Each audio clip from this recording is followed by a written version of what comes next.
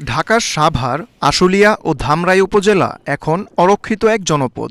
সেনাবাহিনীর গাড়ি নিয়মিত টহল দিলেও বন্ধ থানার কার্যক্রম। আনসার ও গ্রাম প্রতিরক্ষা বাহিনী বিভিন্ন থানায় নিরাপত্তার দায়িত্বে থাকলেও পাড়া মহল্লায় আতঙ্কে দিন কাটছে স্থানীয়দের। মানুষ ভীত সন্ত্রস্ত, কোনো ধরনের নিরাপত্তা নেই, নিরাপত্তাহীনতায় ভুগছে, রাতে ঘুমোতে পারছে না।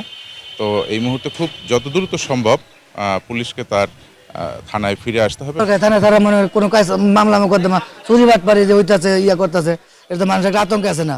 আর না পুলিশ থাকলে তো কোনো আতঙ্কে থাকে না। আমরা তো বাড়িয়ে যে আমু এই সব ক্ষমতা আমু নাই, কিলাস গুলি খাই এই ডরে। তারা যাই করুক না কেন, পুলিশ ভাইদের দরকার আছে। হ্যাঁ, পুলিশ ভাইদের দরকার আছে। আমরা যতই শত্রু ভাবি, যতই ভাবি, তাদের ছাড়া আসলে বাংলাদেশ চলবে। পুলিশের সঙ্গে আন্দোলনকারীদের সংঘর্ষের পর উত্তেজিত জনতা ঢাকার অদূরে সাভার, আশুলিয়া ও ধামরাই থানা পুড়িয়ে দেয়। কঙ্কালসার এই থানাগুলোতে পুলিশ সদস্যরা এখনও যোগ না দেয়ায় নিরাপত্তার দায়িত্বে রয়েছেন আনসার সদস্য। জনগণের জানমালের নিরাপত্তা দেয়া সহ স্থানীয়দের সহযোগিতা করছেন তারা।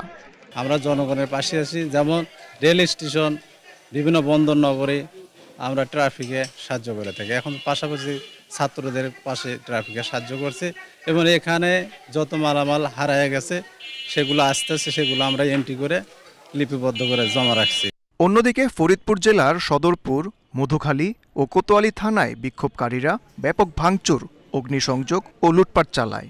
সেখানে সকলের সহযোগিতায় পুনরায় কার্যক্রম শুরু করার চেষ্টা চলছে বলে জানিয়েছেন পুলিশ সুপার। আমরা সবার সহযোগিতা কামনা করি যে শহরের এই জেলার আইন শৃঙ্খলা রক্ষার জন্য, আমরা আমাদের কাজে ফিরে আসার জন্য আমরা তাদের সহযোগিতা কামনা করি। চলমান অস্থিরতা শেষে শীঘ্রই স্বাভাবিক হবে দেশ, এমনটাই প্রত্যাশা সকলের। Sheikh Fahim, Asian television.